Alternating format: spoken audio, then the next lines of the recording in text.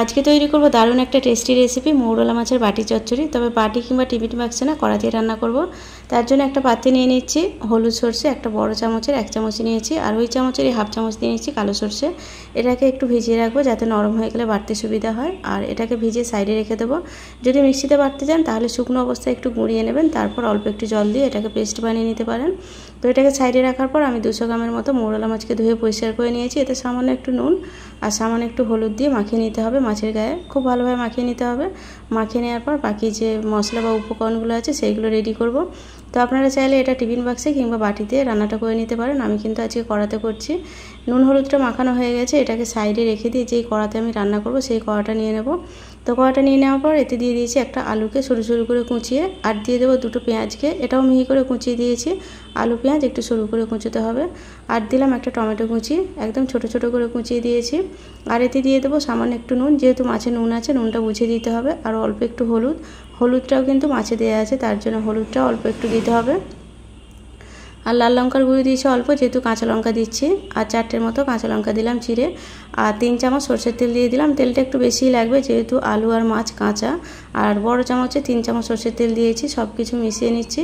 মিশিয়ে নেওয়ার পর এতে আমি সরষে বাটাগুলো দিয়ে দেবো। হলুদ সরষে বা যেটাকে আমরা সাদা সরষে বলি, আর কালো সরষে একসঙ্গে বেটে দিয়ে দিলাম। দিয়ে মাখিয়ে নিতে হবে।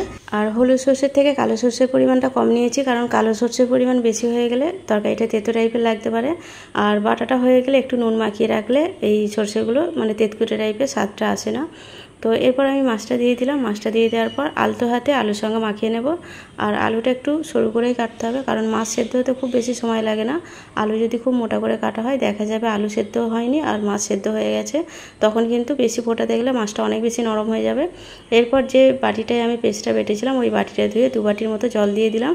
জলটা দেওয়ার পর আমি আলুগুলোকে একটু ডুবিয়ে দেবো। আর জলটা আরও একটু দিয়েছি পরে। তো খুব বেশি ঝোল লাগবে না, একটু মাখা মাখা হবে, তার জন্য খুব বেশি জল লাগে না। এই 2 থেকে আড়াই বাটির মতো জল দিলেই হয়ে যাবে।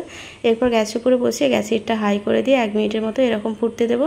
তো 1 মিনিট পর যখনই ফুটতে শুরু করবে তখন ঢাকনাটা ঢেকে দিয়ে গ্যাসের হিটটা লো করে দিয়ে 5 থেকে 7 মিনিট কি 8 মিনিট সময় লাগে এটা সেদ্ধ হতে। যেহেতু মাছ এমনিতেই নরম আর আলুগুলো খুব ঝুরি করে কাটা হয়েছে তার জন্য খুব বেশি সময় লাগে না।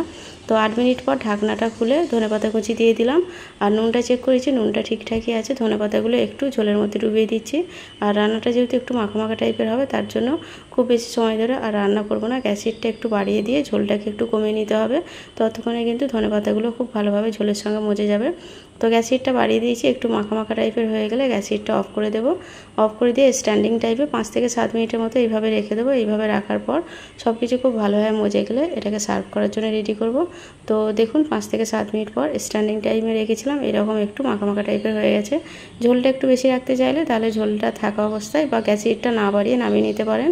তো বাটি চচ্চড়ি একটু মাখা মাখা বা চচ্চড়ি টাইপের হলেই খেতে ভালো লাগে। তো আজকের রেসিপি এখানেই শেষ করছি। দেখা হবে আবারও নতুন কোনো রেসিপির সঙ্গে। আর রেসিপিটা দেখার জন্য সবাইকে অসংখ্য অসংখ্য ধন্যবাদ।